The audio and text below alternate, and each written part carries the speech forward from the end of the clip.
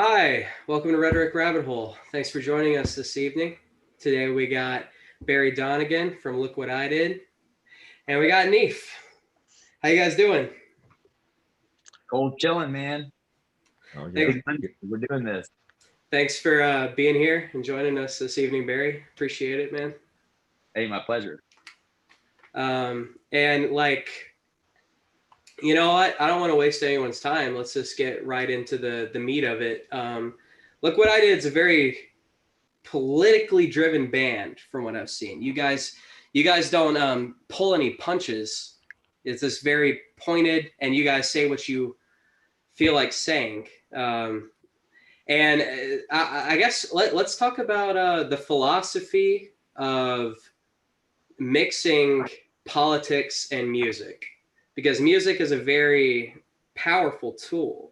You can attach all sorts of different ideologies and beliefs to it, and it has this almost mystical, magical power in and of itself. And what I guess what do you guys think about the application of mixing music and politics? Well, Because look what we do it, but it's on a below the surface level, so that it doesn't become preachy to the level that you can't listen to it if you don't agree with something that's being said in the song, and also to where it's open for interpretation, where you can simply interpret it a different way. Um, I kind of do that intentionally. Like I'll have multiple layers, and maybe the surface layer will be more interpretable, but the like lower, more depth level layer is going to have more of the content that I'm trying to express, I guess.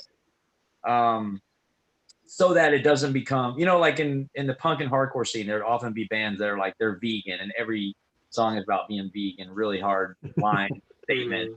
Or you've got Earth Crisis, which is like street by street, block by block. They're killing drug dealers. You know what I'm saying? Because they're just like like these kind of things are really line in the sand kind of deals where if you don't believe in that, it's kind of harder to jam that song. yeah. And, Okay, yeah.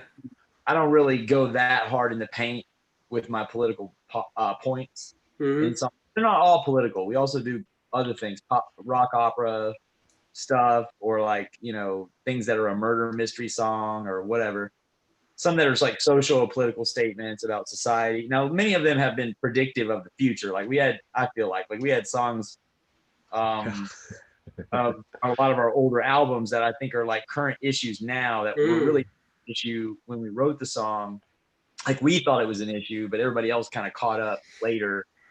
That's one of the things with drugs in particular. That one was like really a fortune telling kind of situation with some of the content on there. Like, and even our newest one, sympathy porn, like there's some that were like 2020 was kind of called out on a couple of bands there. All the things that would wind up ultimately happening to us were things that we were warning would potentially happen. One of the things I recall way back in y'all's early days when seeing you, that's one of the things that really drew me to what y'all were saying other than the music, because you guys are always so, almost jazz metal. You guys would be all over the place and always energy at the shows like you wouldn't believe, Alex. Really.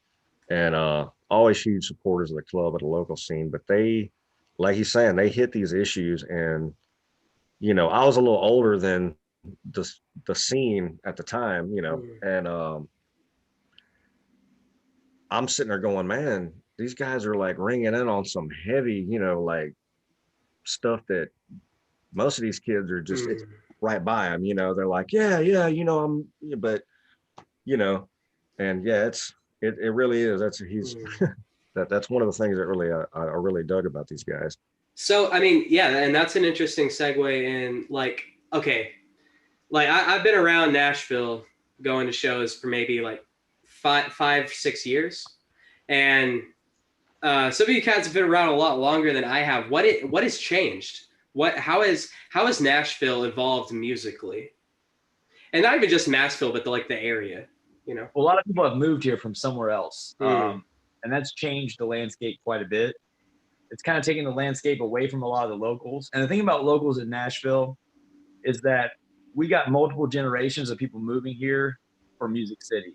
So a lot of like the first bands I started, I mean, I have crazy, like, okay, my first band ever, Evan Brewer's the bass player. He's on Bass Player Magazine right now. That's what I'm used to. I had Miles McPherson in the band. His dad, Jerry McPherson, played guitar for Reba McEntire's whole career. So, like, oh wow, Miles drum at age 5 and was like so much better than everybody. You know, like the people that I'm used to playing with from the beginning of me being in a band are these incredible, bizarrely incredible musicians. Like the Scruggs family is a close family to my family. So we, you know, our families are hanging out on weekends and stuff sometimes. And it's like, that's like Randy Scruggs, the son of Earl Scruggs. They're all just like shredders on the freaking banjo. Yeah. Stuff. It's just like the locals in Nashville can really, really, really play, you know, and like people move here to be a part of it. And that happens generation after generation. We've had a real aggressive wave lately of gentrification. And to some extent, sometimes you'll see these like magazines coming to town and reviewing the Nashville scene. And they're reviewing 5 different bands that moved here from Brooklyn 5 months ago, playing just got started by somebody that moved in here from out of town. And it's like, is that really the Nashville scene, or did y'all just move here? That sounds like Brooklyn scene and Nashville scene. That sounds like hot, like a lot of record labels did that.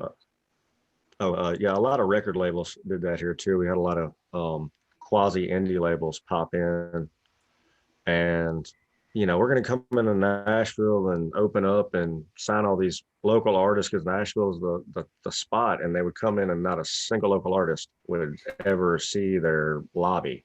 You know, I mean, they would bring people in, you know, and or in you Nashville, if you're from here and you're a musician, you probably don't play Americana, country, rock. Right. If you are from out of town moving here, you probably are playing those things. And meanwhile, your culture that you're from may not be the culture of those music. That's right. You know, it's how it works. So it's like most of the kids here coming up, like Nashville scene was eclectic. You could find a great version of almost any style of music being played by an independent band that's, you know, where they've been playing since they're 4 years old, and they're all virtuosos. Like the music scene here is so jaded. You have to be an amazing player. That's one thing that made Look What I Did a good band, is that we're a Nashville local band from the beginning. So like we have had to win over audiences who are used to their dad and cousin being able to play just as good as that. You know what I mean? So you have to be really appealing to a musician. Yeah.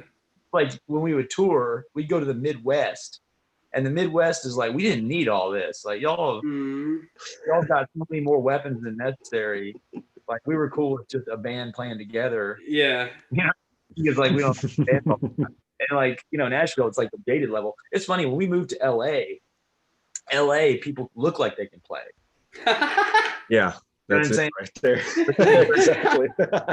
Can't really play like that. They can look it real good though. Like we had a period where we didn't have a drummer. We were trying drummers out, and everyone came in there. They had the gauged out ears. They had the whole works. But you know, when it comes time to play, they were like pretty basic. Have one drummer from there who wound up being in Horse the Band later, but there wasn't a lot of great. We had to fly miles out to rejoin our band when we got a deal in order to, you know, keep playing, because most people couldn't play our music at all out there. I used to do Uber and Lyft full time in Nashville for like a year-ish, and I got so many like the tourism in Nashville before the pandemic was. I mean, it's ridiculous. Like, it's like what you're describing. Like, you have so many people who come down here thinking it's all like cowboy hats and cowboy boots and There's no cows. This is not a state where we have cows. That's the West. We sell more cowboy boots and cowboy hats on Broadway than we sell concert tickets. Oh, yeah, for sure. And we don't wear that stuff. What do you guys? How do you guys feel about the hot chicken thing? Because that's just like a phenomenon that appeared overnight, right? Like a hot chicken. It was not a Nashville thing, and then suddenly it was the Nashville thing. Yeah, overnight. Yeah. It's like suddenly that's synonymous with Nashville for no reason. I have a slight conspiracy on that it was a method to push Music City out of Nashville. That's why I've got. Oh. That's kind of the underlying. I've got a whole lot of real issues behind with my Keep Music in Music City that I started up. You know. It's got a lot to do with a lot of things, but that's kind of one of the funny things I used to say. I'm like, yeah, when did we become hot chicken? We've been Music City. Got nothing to do with hot chicken. Yeah, they get hot chicken. Like there was that one restaurant out east that was good for that, but like it was not a defining part of Nashville. I mean, if you ask me what the defining restaurant in Nashville, I'd say Fat Moe's. Fat Moe's, right. That's a nationally known, amazing hamburger restaurant run by our Kurdish crowd around here. That's just a great restaurant. It's one of the best. Yep, Mo. Yeah. Great family too. Great family. Yeah, they're awesome people. They're just the coolest folks. I went to high school with a couple of them, and then actually I ran into one of the folks from that family on tour in Salt Lake City. Also, I think they have some in Utah, maybe. Okay. Small world. Yeah, that would be the restaurant. I would be like, that's the Nashville. Okay. Right. Yeah. Yeah. I mean, there's plenty of, yeah, exactly. It's like, there's so much, I mean, like with the music and then like food and culture, there's so many things you can point to. You don't need to make up, like, you don't need to like generate a reason to come. There's plenty of reason. Right. Like Nashville's always been a magnet city for, first of all, for artistic and creative people from the South, but it's also a magnet in terms of we've had low unemployment for such a long time that there's a lot of like new immigrant communities that come here and start restaurants so we have every type of restaurant in the world known to man here, like, which is something that you normally only see in your like LA or your New York type of city. So we have like all of those, in my neighborhood right now. I can walk out the door and on sidewalks I can walk to a Ethiopian restaurant, Argentinian restaurant, Vietnamese restaurant. There's a bubble tea place, and I have he's on the edge of the street. So I've got, I mean, it's ridiculous. I can go to any grocery store from any culture known to man in walking distance. It's like living in LA or New York, but just without the incredible crush of people and the kind of like sort of, in LA, nobody cares whether you live or die, and in New York, they're almost hostile and want you to die. Yeah. Here are people nice, and I'm used to the nice. I was born here, so it's kind of like that's a part of what this city is it's multicultural. It's right, very diverse. To anyone. One of the things that people said it's not country music city. It never was country music city.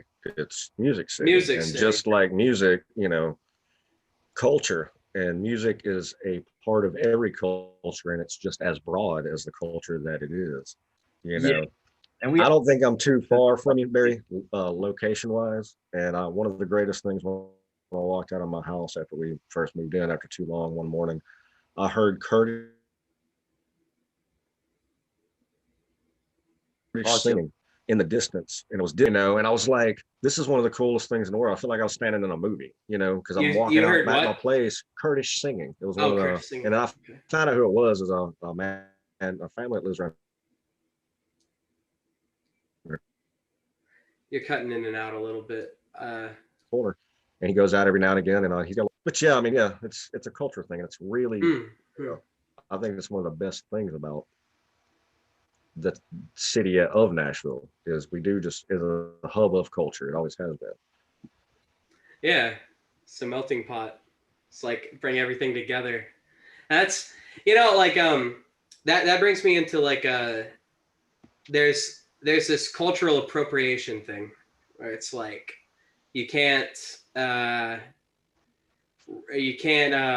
adopt things from a different culture, like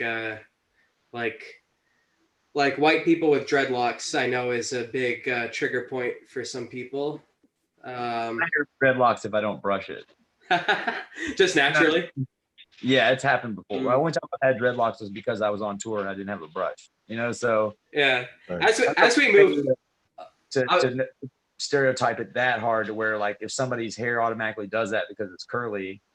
My hair's wet right now, but it's pretty curly, so it's thick, so it dreads very easily. You know what I mean? So the thing about cultural appropriation is I think what was originally it was meant to be when you're mocking someone's culture. Yes, exactly. People kind of who were not that educated about what it was kind of started taking it to another level, right? And being like, if you're influenced by anyone, you're bad, and like you can't. if we can't be influenced by each other, then we're gonna have to unwind all the things we do. Nobody, single culture, invented hardly anything. Like everyone combined to create almost everything. Like I got this Ra thing on, and like I'm not Egyptian, but like I don't think that's done with disrespect. I really like Egyptian culture, you know? I think it's really interesting. Like you're appreciating it and you're being a part of celebrating it. I don't consider that. I mean, there'll be people that'll accuse that, but I feel like they're almost trying to take the piss. They're just trying to like. Right. Someone wants to be pissed about something. Right now, where everyone wants to have the hottest hot take about certain things. So like they'll start off with like, how is what you're doing? You know, it'll for example be like a white person, and they'll be like, how is what you're doing racist? And they'll just like think about how they can think about how it's racist in a creative writing kind of way, legitimately that way. And I think it all bad for the conversation when people try to like come up with the hottest hot take, when they take things that are outside of the normal mainstream interpretation and they try to like take it to that next level with that. What they're basically doing is they're disrespecting real issues that really do front people, and they're like their little like stylistic trend that they're annoyed by an issue of racial issues. When it's like, dude, okay, you don't like that hairstyle or whatever, you can't, you know what I mean? Like that's a misapplication, I think, of basically a rhetorical style that's become popular. And that rhetorical style is, how can we say that, how is this marginalizing somebody? Yeah. Because that's kind of like an automatic win in a debate. If you can prove how something's marginalizing someone. And I think marginalization strictly for the sake of it. And that's what it is, you know, that's right. Like, can I marginalize it in any way? If I can, cool. It's the cheat win. It's like the cheat code to jump ahead. Yeah. We do need police retraining because they are kind of killing people who are not threats. Right. The problem is it's hard for us to get that accomplished if we have to stop the dreadlock first. You know what I mean? Like, yeah, we really can't get fucking anything done. We're stuck on that, can we? Yeah, I mean, there's legitimate issues and we need to focus on them. We don't need to make everybody's little pet issue that has nothing to do with it into issue, especially when it's coming from the standpoint of people that are not even going through that experience or trying to extrapolate and be creative writing folks, figuring out new ways to use that rhetoric. You know what I mean? That's exactly right. White people getting upset for minorities when they aren't even upset about it. Right. It's really kind of stealing their own agency and their own experience away and trying to make it about your experience. You know, I think that's actually kind of a form of racism in a way that needs to check. You know, like I agree. I think that's the actual definition of reverse racism, because a lot of people say, "Oh, that just means when it's racism against white people," which doesn't. And I'm like, no, I think when you use racism like you're on the positive side as an attack falsely, I think that's actually what reverse racism is. Yeah, I mean, it sounds more like a legitimate definition. Like, did you see what happened with 50 Cent and Chelsea Handler recently?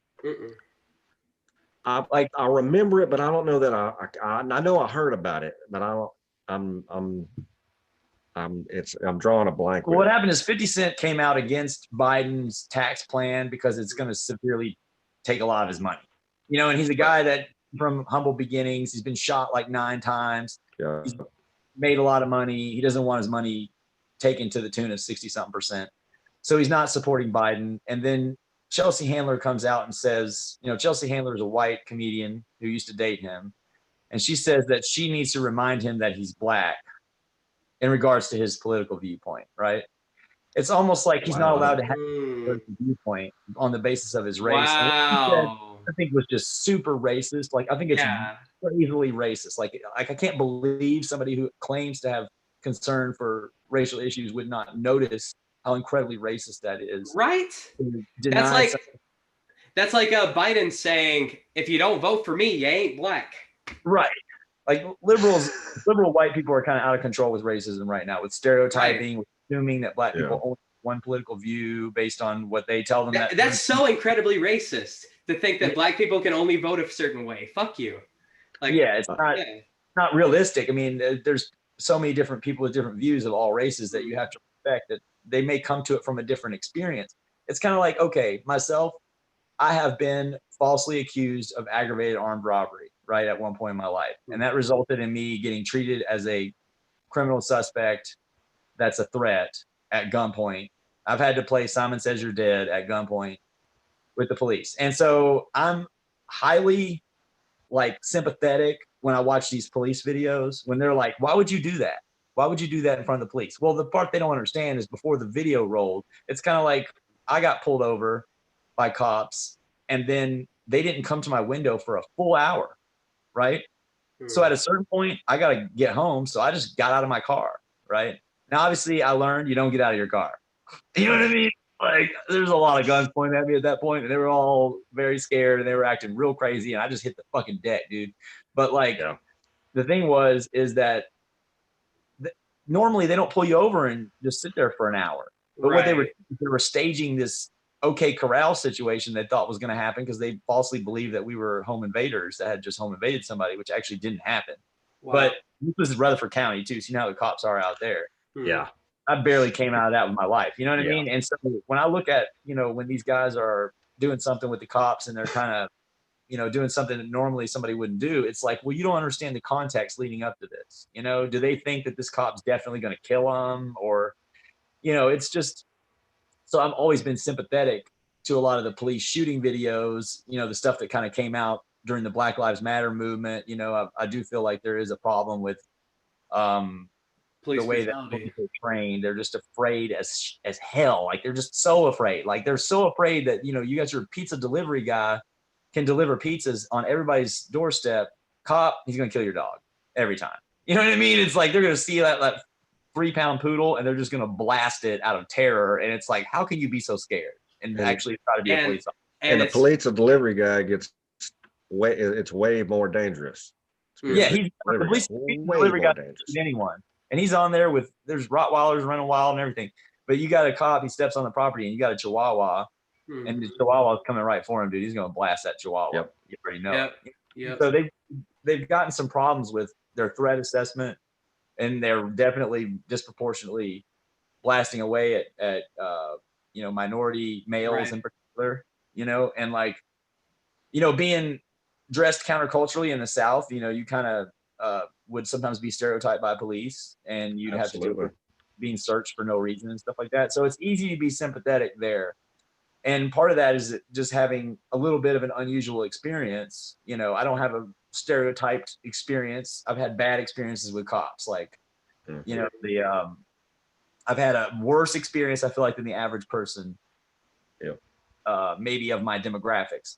Well, and it ends up being a unique thing. You've had unique stereotype everybody's demographics. You know, like people's experiences might be different than you thought. And everyone's an individual human, and you have to respect that humanity and the agency that they have, as opposed to, you know, trying to kind of the way everyone has been sort of put into these collective groups and then forced into these really rigid stereotyped experiences that a lot of people didn't have. You know what I mean? Yeah. And, you know, like police brutality, like police not having enough training, reacting to situations poorly, that should be something that every American can rally behind, that everyone can say police brutality is a problem. Police should have more training, should respond to situations a lot more rationally. It shouldn't be a divisive issue. That should be something we all get on the same page about.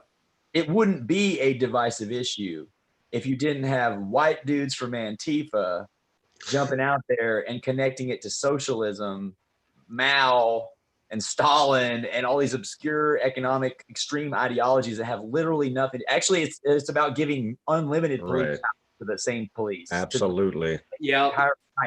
That makes it incredibly unpopular for no reason. If they would just let the issue of itself be the single issue, and that is police brutality, especially towards communities of color, if they would let that be the main issue and stop trying to, you know, elbow in and say like, well, it'll be cool, we'll get to that, but first we got to implement communism in America. It's like, what? Yeah. And Yeah, I get skewered about that all the time. I mean, I've had socialists tell me everything that I, I'm not a real anarchist, to that anarchists are actually socialists, to that anarchists are actually right-wing extremists, to everything under the sun, and Yeah. it just baffles me that if they can't, that whole mentality of that angle, if they can't put you over there, they have to either try to pull you into them and say, no, no, no, you really are one of us. Don't you realize it? And I'm going, no, I realize for years that I'm not what y'all want. Yeah. So, and that is that kind of mentality. And I'll try to say that since the get go. I'm like, just because you don't like what somebody has to say, Right. you just don't listen to them. That's the whole point. And, it's like you're saying, they have to implement communism.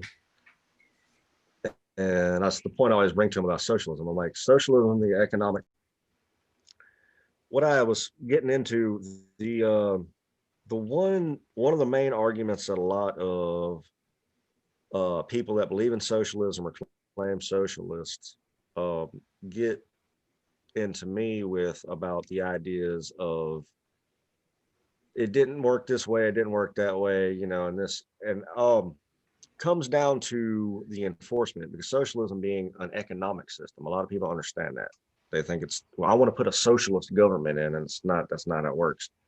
Socialism being a system of government or a system of economics can only, as far as I've seen, can only ever be enforced through a system of government of communism. And that's why it always ends up failing. They said, well, it starts off great, and then you look through historically, it ends up the only way you can enforce it is through communism. And that's a lot of where my anarchist beliefs fall into. It's whereas you have to have something to enforce a law, and that's where the breakdown usually begins. Legitimate socialism is a voluntary commune. That's legitimate. If you have a voluntary commune and you guys are dividing your labor up and sharing everything and it's going great and everybody wants to be a part of it, that's great. Now, we also have about half of voluntary communes end up in weird cults where everybody dies. But, the ones that are working are working. Now, when you start enforcing it as a matter of policy, then you have the problem that some people just don't want to participate in whatever scheme that you've got going. Right. If people don't want to participate, the only way you can get the system to work is to suspend their freedom to not participate in that system. Mm-hmm. And if they have products or services or skills that you need for the system, is to basically enslave them and steal those things. That's why the definition of socialism is not a government program that provides a benefit. That's been going on since the beginning of government. Socialism is the suspension of private property rights to the extent that the means of production in the economy have been seized by the state and are used to produce products that are divided up evenly. And like, it's easy if you want to divide up a 6-pack of Cokes, socialistic. Yeah. That's easy to do. Right. What's hard to do is to decide over an entire country. Right. Right, but what's hard to do is to decide whether or not this constituent part that could be used in software, it could be used in medication, it could be used in food. You're trying to decide how much, like in a current under capitalism, you have the price that tells you that. Mm-hmm. Like if it's for a medication that'll save someone's life, you're going to get way more money for the constituent part. Like let's say it's a particular type of mineral that can be used in a microchip, it can be used in a medication, or it could be used as a food product, right?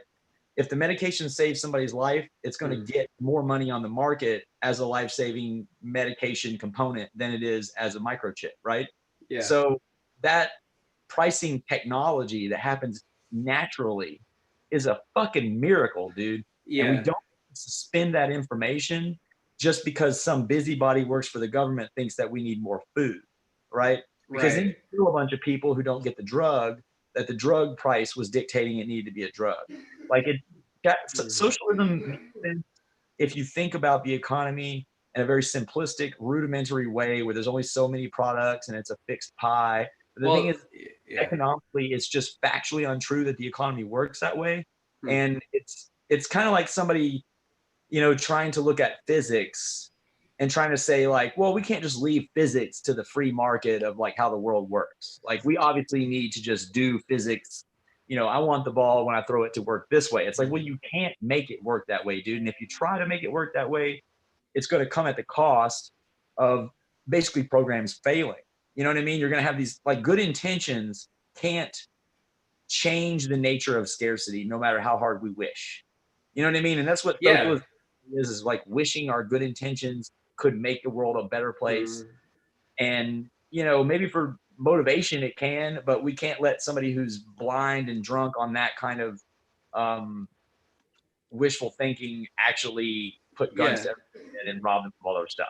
That's exactly right. Because like among your family, it's like if you're the father and the mother, they provide for the children. It's not an equal participation. It's just given as needed.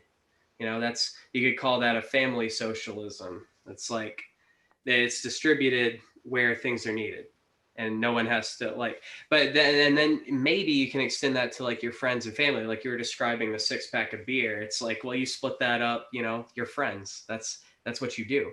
It's a different thing when you have to ask your neighbor to for to instead of saying, hey, can I get a cup of sugar, it's like saying, hey, I need to get half of your sugar. And then what happens if I don't have any? And then what happens if that guy doesn't want to give it to you? Right. Well, then the government steps in and enforces that charity. It's enforced charity. They don't use flowers. They use guns. Yeah. Right. Historically, they're the only governments that committed mass atrocities in the 20th century, from starvation to death camps, are left-wing economies. Like even the Nazis, while they were like authoritarian fascist in a way that people point that in the right in terms of like because of the anti-immigrant kind of nationalistic sentiments that happen on the right wing, like their economy was purely left wing. It was a command and control, industrialized, top down, run by the government economy, right? So the same with even fascism itself. Italian fascism was just gatekeepers controlling the industry. It was nowhere close to a free market.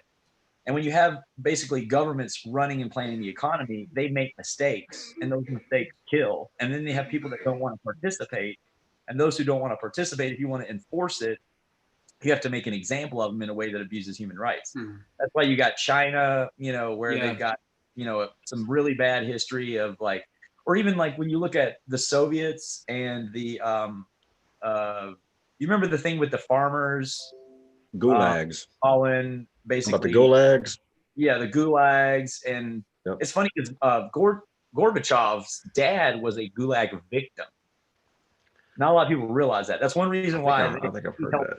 Find the Soviet government, because he wasn't working for his dad. Was a victim of that. So like they wanted to make the like basically you had those rural farmers that had become not rich but upper middle class by virtue of the great food production that the Soviet Union was known for, and the government wanted them to more efficiently produce, and they also wanted them to stop profiting.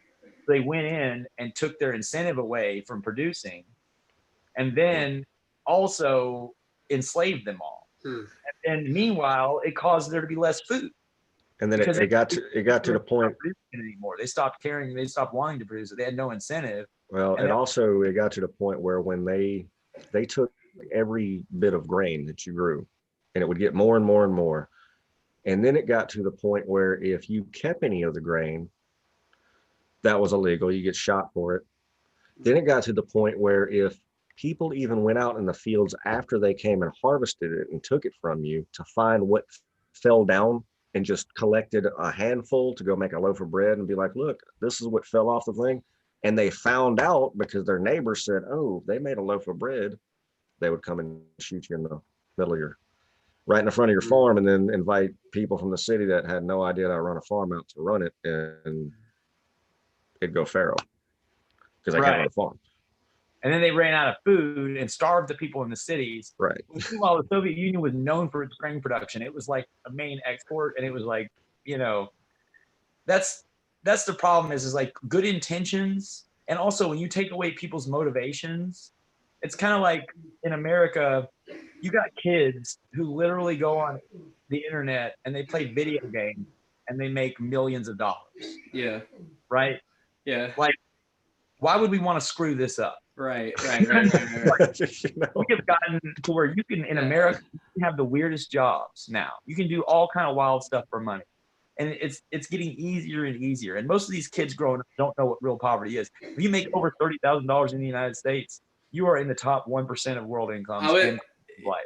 I was just talking to a friend of mine. He was saying, he's like, pretty much the worst thing that can happen to you in this country is you get free room and board. Right. Like, okay, you get put in a place where you get free room and board. And he's like, let's just talk about that for a second and how much of an even if they're planning on killing you here. Yeah. Yeah, you got room. You got room and board. That's a really good point. Humane. Yeah. When I was on tour all the time, there was many years where I didn't make more than $7,000 or $8,000, right? And I've never, ever, ever gone without cable, air conditioning and heat, you know, probably too many calories of food available, even when I was broke. I've never lived in real poverty, even when I didn't real income. You know what I mean? That's one of the things I say. A lot of people get upset. I say, have a cell phone. They're doing $150 of drugs a day. They're in hotels that they stay at each night, which are more expensive than apartments. And they're probably sleeping with prostitutes. And they're affording all of this while standing under a bridge. You know what I'm saying? Like, let's be real. I'm not trying to, you know, there's definitely some issues that are serious. But the lifestyles, even of homeless people, if you compare them to, you know, the lifestyles of Winston Churchill in 1945, is way right. That's absolutely true, man. I said a while back, it upset a lot of people. I said, you know, the one thing is, you know, we have some poverty here and we have some poor and some issues. I said, but really, when you think about it, nobody starves to death on the streets of America. I have never in my life, as much as I've seen on the streets of America, I have never seen anyone starve to death on the streets of America. In America. Yep. I mean, that just says it all. I used to see it on the bus every day. That's kind of like poverty, American poverty is not the same as any other type of poverty. And we sometimes don't have that correct context to understand that what qualities of life around the world really are and what the expectation for the vast majority of human beings that have lived on this planet Earth. Yes. The majority of them have had way worse quality of lives than even the poor in the United States. Throughout history. That's like, just because things could be better, you have to understand that we have come so fucking far from where we've been technologically and philosophically, and like we're at a much better place. Like that's like kind of a trope. Like, it's like, oh, I'm born in the wrong era. I should have been born in this time or this time. It's like, no, if you're born in that time, you would be less happy, probably. There'd be a lot of things bad about it that you would not have to do anymore. You know, like, even if you just think about in this one lifetime, like, you know, I remember when you had to go to the Dewey Decimal and all that at the library if you wanted to double check something. You know what I mean? And now it's like instantly in your hand at all times, and information. I mean, that's just a weird jump in technology that just in one lifetime is probably along the lines of the Industrial Revolution. And it's scary and it comes with its own problems, but it's still better than where we've been. Like, we've made advancement.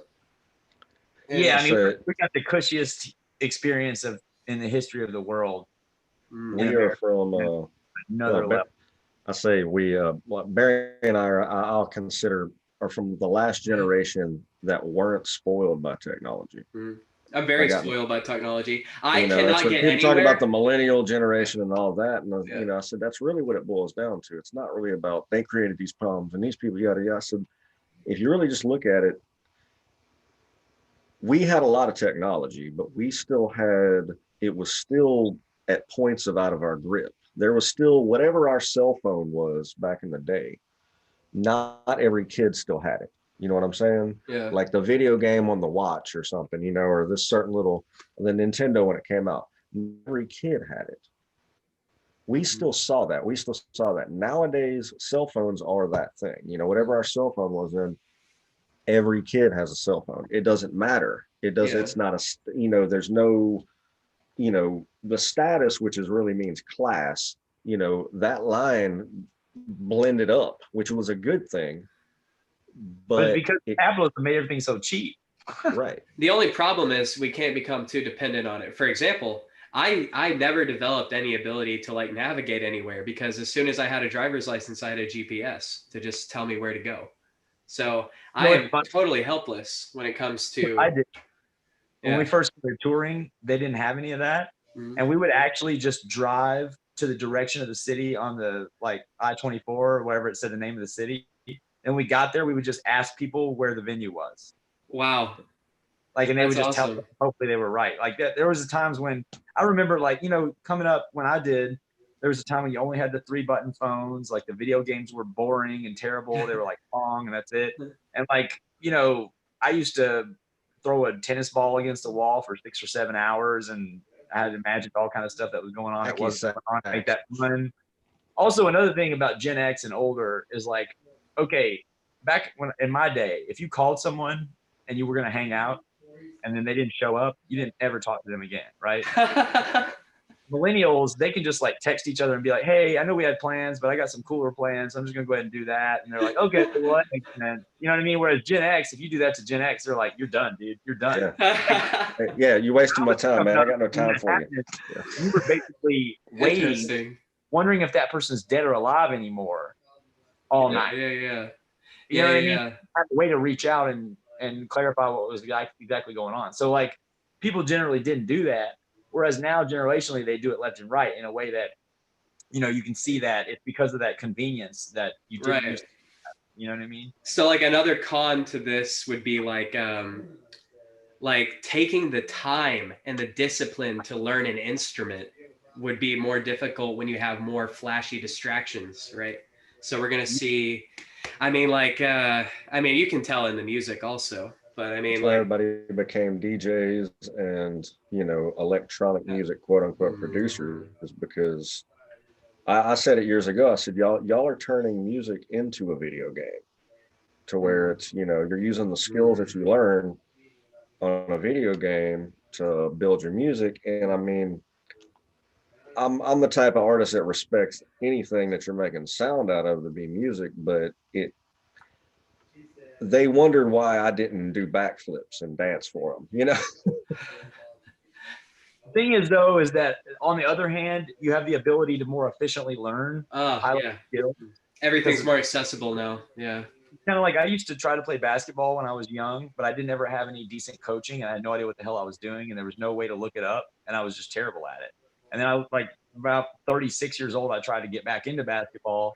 And so I just look on YouTube and there's like literally Michael Jordan telling you how to play basketball. There's literally Scottie Pippen. There's literally an hour where Hakeem Olajuwon is coaching LeBron James and telling LeBron James what to do and what he does, right? So it's an hour-long video of the time that LeBron James learned from Hakeem Olajuwon how to do post moves. So I can actually just watch those videos and I become way, way more competent at basketball in the YouTube era than I could have ever been when I was a kid. Makes sense. I couldn't afford, my parents couldn't care sports, and I couldn't get a great coach to tell me how to play the game. You know what I mean? Right. There's pros and cons to both ends of it, for sure. Yeah, I think it has, like, the character of people is less likely to sit down and learn something. But the ones that do take the time will have more tools available to them. Yeah, they'll be elite faster with less effort. That's like I said. I mean, I used to never learn cover songs. I mean, it just never was my thing even coming up because I've always been a orchestra. And I started as an orchestra player, but you know, I was, you know, even in sessions, I'm the only one that knows how to read music, but I don't know the numbering system, you know. So, but it was one of those things where as I got older, like you're saying, when YouTube popped off, the old heads like us were like, you know, I'm looking at my kids going, y'all have the ability to learn how to do anything, you know. And I try to say, well, if I had this back in my, and I'm thinking, what am I kidding? You know, if I had this back when I was a kid, I'd probably been effing off like everybody else did, you know, with it. But that's the thing is now I can literally be like, somebody will ask me about learning to play a song, whereas used to I'd be like, man, I don't really, you know, now I can kick it on and I don't even have to listen to the song. Even if I don't like it, I can just pull up somebody playing it and then watch it for 12 seconds. And usually it's simple stuff. So I can, but picking up on it, I don't have to go find a book. I don't have to go down to the music shop or ask somebody or listen to some song I don't really like over and try to ear it out. Bam, you look it up. There's tablature, there's music, there's that is one thing about 100 people showing you. Is Gen X compared to the other generations Like boomers are not good enough at technology to really use it correctly. Are too used to the technology to be willing to use it a lot of the times. Like sometimes millennials don't want to be on social networks because they're afraid people are going to find out what they are thinking. Whereas like Gen X is like, oh my God, there's a social network where I can tell everyone how I'm thinking. You know what I mean? Things that can teach me how to do everything. So they're like capable of using the technology and wanting to use the technology for what it's for, and probably invented the technology to some extent. And then meanwhile, like millennials are like kind of afraid of the technology, avoidant of the technology because they're like smothered by it from a young age. Yeah, because you're on such a like a platform and a megaphone all the time, you're more like people are scared of saying the wrong thing, I guess, because everyone's so critical. Like this is a public situation. I need to be composed during this part. You know what I mean? Like, and they could like separate those two functions because to them it's just a tool. It's not the real. Like I feel like to millennials and younger, the real world is on the screens, and real life is just like a lobby or a selector screen. Have y'all ever played a game like, okay, there's some periods of time where World of Warcraft as a game becomes the world becomes a selector screen for instances. Like you're going to go play in the arena or you're going to go to this one raid instance, right? So the game itself is no longer a living world. It's actually a lobby, a selector screen to go into various instances, right? Okay. And I feel like to millennials and younger, the actual living outside world is that. Like the real world is fake. The actual world is the world on the screens. Whereas okay. Right. Okay. The real world is the real world, and the screens are something you can do to interface. I like that point. Wow. Because I think that's also what makes a lot of us older heads get bored with the newer games, because it's like, you know, a lot of us are turned on. I know I am more with like a sandbox style, something that it's like, I don't want to be linear. I'm so blown away that we have this technology in games now that you can just open this thing up and go do whatever you want to do. Yeah, that's all. I only you know, and kids are like, oh well, the graphics or whatever, and I'm like, really? I don't give a shit about the graphics. That's you have the ability to get really deep with things now, but they almost just want it like that, you know. And it's like I've seen games that started off great and then they go multiplayer, and their multiplayer platform is just garbage because that's what it is. It's like I think that's really interesting, Neif, because the type of games I lean towards are very story oriented, linear, force you down a hallway, sort of take you along for the journey sort of game. I don't really lean towards open world experiences. We were stuck with the one until the other came out. So that's probably why the Gen X crowd likes the open world. It's like, we had Mario Brothers and everything, and we did that where you had to do basically you're like learning a pattern. And no saving your game, start over at the beginning of the level. I mean, platformers in the day were massive frustration. I mean, they were quarter eaters. They came from quarter eaters, and that's what they were. That's people don't understand is arcade games were quarter eaters. They weren't made to be able to win. They're made to be able to, the first couple of levels aren't too bad, but it gets you just right there to where you're like, son of a bitch, and then you got the continue button counting down. And then that moves into another quarter, you know? And then that moves into like Nintendo era where you have like Ghosts and Goblins and stuff where it's still hard as fuck, even though it's not an arcade anymore. It's like these games are still that was actually, I believe, an arcade game. Most of those games were arcade games. Mario Brothers was, Super Mario was. They were all arcade games. That shows what I know. They just brought them into a console. Somebody made a console, you know. We didn't like to go to the arcade. We could only go to the arcade. Right. At one point, it was the only place they had video games.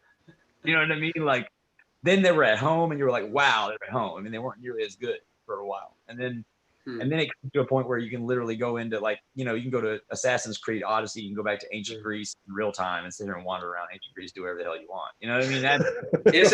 Isn't it crazy how like it's like not that long of a span of time that like what you're describing is a foreign world to me. But it's, if you think about it, it's not that long of a span of time, you know? No, when long is, to me, it seems not very long at all. And it's crazy. The technology jump we went through, I mean, just in my lifetime, we're still going through our lifetime, is absolutely so outside being linear as our movement. I mean, it's really crazy. It's almost equivalent to the jump that we can't remember. You know, like we don't know when we were like primitive running around, and then when we got that spark, it's like it happened again sometime between the 60s and the 80s somewhere, and technology just fired through. I mean, I know a lot about, you know, that's what I went to college for, but and I know a lot about the different things that occurred with semiconductors and materials, and it all makes sense, but it is so vast and it moves so rapidly, and technology came about. Really, we broke it down to the science of making things dissipate less heat or be able to contain or be able to dissipate more heat quickly by using or use less power and make them smaller. And that's all it does. With smaller, the less heat, the less heat, the less heat. And just like any other machine, you know, and that's all it's become. And I tell people a lot of times with technology, like flash drives, great example. You know, we had 1 gig. I mean, way back we had 100, 256 meg. Oh my God, on a little thing. That's crazy. Now you get 64 gig, for a $5. 1 megabyte hard drive when hard drive first came out in my 8088. Yep. It had no hard drive. They didn't exist. And then I put my first hard drive in, it was 1 megabyte. You know what I mean? Like that was a big ass hard drive. Yep. Big mechanical. It wasn't even plug and play. Right. And that 1 megabyte would hold like a whole bunch of programs. Like I could put King's Quest on there. I could put Space Quest on there. And that's the thing is it was and all we did, and I tell people, I'm like, at that time, that's all we could do.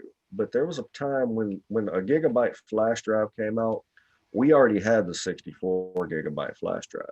That's why the packaging looks exactly the same. We already had it. It's marketing. Yeah. They're not going to drop it out. I mean, they're so far advanced right now on certain levels. Hardware and software have to catch up to each other, and the market knows that. And that's one of the things that blew the door open in the past several years. And I'm kind of on the fence about that because a lot of that has to do with our trade with China and making technology get so cheap. We were able, inventors like me I can get Arduino chips for 3 of them for $10. And when you go back to 1990 to get a circuit printable at home chip to design on, and then have the computer system and capability to sit down and do that, would have cost you insanity. I mean, nobody would even sold you half the stuff because you had a contract with them or whatever. And then a lot of these things open wide up. All of a sudden, there also wouldn't have been much of an application for it. Right. The software couldn't do it, and then the majority of people's hardware that they owned, it wouldn't have kept up with the scale. So there's only so much they could do back then. Right. But we just made this major jump, and now it's just, now I watch them trickle things out. There's a lot of technology that should have come out. Organic LEDs, y'all remember the curve screens? Not just the curve screens, but if y'all remember the screens that they were hitting with hammers and putting holes through and the screen would still work. What? Yeah, organic LEDs. Yep. Samsung, I believe, owns it, and they wanted it. Everybody wanted it so bad, and it was such a commodity. But they realized that it was military has so many applications for that. They've stifled it. It stopped. Didn't hit the public. Yep. Wow. And that's been years ago that happened, and people just kind of brushed by it. And we do that with the market. The market quit talking about it. They just gave you a curved screen. One of them has a curved edge or something, and that's not, I guess there's a lot over our heads, man. Yeah. It's a lot. Before we left here today, there's something to ask everyone, Barry, and I want to ask you too. Do you have any? I hesitate to say ghost story. Do you have any experiences in your life that you can't explain with logic that you would consider supernatural or otherworldly? Well, 2 things. One is that telepathy and telekinesis is kind of like a practiced art with my family. To the point where my sister and my mom are super prescient about predicting things. Like my sister, when she was a little baby, could tell when mom and dad were about to come home. You know, when she was like 5, 4, based on nothing. And then also my parents, strangely enough, they have like a thing for houses where there's been like incredible tragedies in terms of buying them and living in them. So like the first house or not the first, like when I was a teenager, we had a house that was a hospice during the Civil War. So there was thousands of people in there dead, getting chopped off. Like the whole bottom floor was actually stained cherry black with blood. I mean, it was a site of an atrocity. Let's be real. I mean, it was on Franklin Road. It was like right where the battle in between Franklin and Nashville took place. And it was a toll house at that time. So it was like a place people would stay. So it was like a place they took bodies to do medical services that were largely failing efforts. And so you would find like limbs in the yard, like, you know, when you're mowing the yard, you might find a piece of a bone from a morphine bottle, or like some expended rounds, or like a piece of stock of a gun or something. If you were gonna have a ghost story, that'd be the place. I mean, there was all kind of weird noises and whatever. Like, I don't really know. I couldn't really prove anything, but there was some definite, like, you thought a tree fell in the house and then you went outside and nothing had happened, kind of sounds all the time that everyone witnessed and experienced. Also, sometimes you'd go to bed like kind of wanting something and it would just be on your bedside. But then again, I also sleepwalk personally, so I don't know if that's that. But there might be some correlation there also. Yeah, there could be. In my parents' current house, they bought a farm about 5 years ago where the previous homeowner was murdered. Actually, the guy who built the house committed suicide in it too, about 50 years ago. But the previous homeowner was murdered very publicly. Like, you can look it up on YouTube. The guy's name was Dickie Lassiter, and he was like a big guy out in the community out in Gallatin. Okay. And he was killed by somebody who was like robbing the house of his guns, but did not intend to shoot him, but was trying to shoot a warning shot, but the warning shot was unfortunately too effective. Oh shit. And so that guy didn't even know he had murdered somebody, and then he got really charges that I don't think were really fair. I think the guy should have served 20 or 30 years, but I don't think he would have wanted to kill somebody. I think he's just dumb and was on Xanax and accidentally killed the guy. Wow. That house, they say, I haven't been in it a lot, but they say it's got all kind of stuff going on. And it's got this barn that the guy killed himself in, and then it's also in the house. I mean, there was blood. There's still blood in the basement because there was so much blood. They couldn't really get it all cleaned up. Jesus. So that's crazy. Yeah. So yeah, okay. So you have a connection with like haunted houses, basically. That's crazy.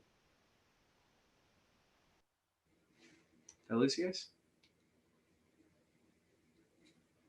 Hello? This is basically what it is. My parents funny enough, when you do that. You know what I mean? It's like extra cheap. They get really good house for their money. Like that house, they quadrupled in value after they bought it, because I guess there's that stigma of who's going to buy it. You know, and it's an amazing house. It's like a 3-story farmhouse with all this land. It's got its own water supply through a little like lake kind of thing. Incredible property, but yeah, I mean, you have to deal with that whole vibe element of there being somebody just slaughtered in there. Wow. And recently in that case. The other one was over 100 years ago, but it was so many that the floor was still stained with blood in the downstairs. Wow. You know, original for the house. So that's kind of my connection. Okay. I can't thing down. Like, there's been a lot of weird stuff. Yeah. I don't know how that's because you get paranoid because of the vibe, or if it's like really happening. But that's definitely a big part of my upbringing, incidentally. That's crazy. That's yeah. We a lot of our episodes, our prior episodes, delved a lot in the stuff that danced around some of that. So we definitely have to hit you up on another one of those, because that's something I didn't even realize. I'd never heard that about you. You know. Yeah, I love talking just about that stuff. One of those quirk deals where that's just how my family rolls and has always rolled. It was kind of like we were looking at this one house in Leaper Sport when I was younger, and it had like this weird old graveyard in it. I think it was the creepiest thing ever. I'm glad we didn't get that one. I was actually scared of that house, but you know, because I was really young too back then. But yeah, it's the way they've always rolled. desensitized. Actually, they love horror movies so much too that I don't actually enjoy horror movies because I was so inundated with them at a very young age that as a coping mechanism, I just learned how to debunk the reality of the movie. Yeah. To myself from being afraid, and it's kind of made horror movies boring as hell to me. I just like immediately. You know, it's kind of like, you know how pro wrestling's fake or whatever, but you got to kind of like, you know, roll into it and accept some of the fakeness in order to participate. I just can't do that with horror because the genre relies on tactics that were so effective. That's what I call when the logic kills the magic. Yeah, and that's happened to me with so many different types of things. It's like, man, it almost feels like I've got to trade the intellect for the creative magic, you know. And it's like, I don't want to learn all of this because it took away I think the ability just to act like this was what it was, you know. I think a big part of why like things like Ouija boards and tarot cards and magic and divination and things like that have such a negative connotation is because of these Hollywood horror movies where it's like the kid uses Ouija board once time is now a demon. Yeah, that's hard to believe. It's just so fast forward. And I understand they have to do it in order to make a story, but like, of course, I was just coming to it from the standpoint of, as a 5-year-old, I'd be scared shitless if I didn't rationalize this. I didn't want to have a bad night, so I just found ways to like debunk whether or not this was really happening. Yeah, and it just never went away. Like, especially because a lot of horror movies rely on like really repetitive tropes, like the quiet loud thing. That one drives me. The Ring, I was like done with The Ring after 5 minutes. They did quiet loud. Same with Stranger Things. I watched Stranger Things first episode, quiet loud. I'm like, done. I'm not. Y'all are not playing with the EQ as a way to like. That just hurts my ears. That's not even. It's not fair. Yeah. That's like that reminds me of, I have a pet peeve in video games when like everything gets dark. Like you go into a dark room and you just can't see shit. Like that's just annoying, dude. Like use another kind of obstacle, developers. Yeah, I hate that with movies. Superhero movies I can't watch because it's just like, damn, I can't even see anything. It's like the whole movie's done in light. What are you doing? That's right. Like something else in the room is going to take my attention away from the TV because it's just not light and shit on the TV anymore. Yeah, you need to fire your lighting crew and hire another one. Yeah, properly light the film so I can see the film that I'm watching. Yeah. Well, Barry, it's been real, man. Thanks for doing this. Appreciate it. Yeah, good times, man. Whenever y'all want me to come back, I'll roll through. Fuck yeah. Yeah, great. Everyone, go check out Barry Donegan and Look What I Did. Look What I Did. You can find him at /Barry Donegan or /Look What I Did Jams. They got some really gnarly shit. I've been jamming out to them today, and look forward to the next time we have Barry on for more conversation. I appreciate it. We got new music coming soon, so keep an eye out. Fuck yeah, man. Okay, I'll go ahead and end it here.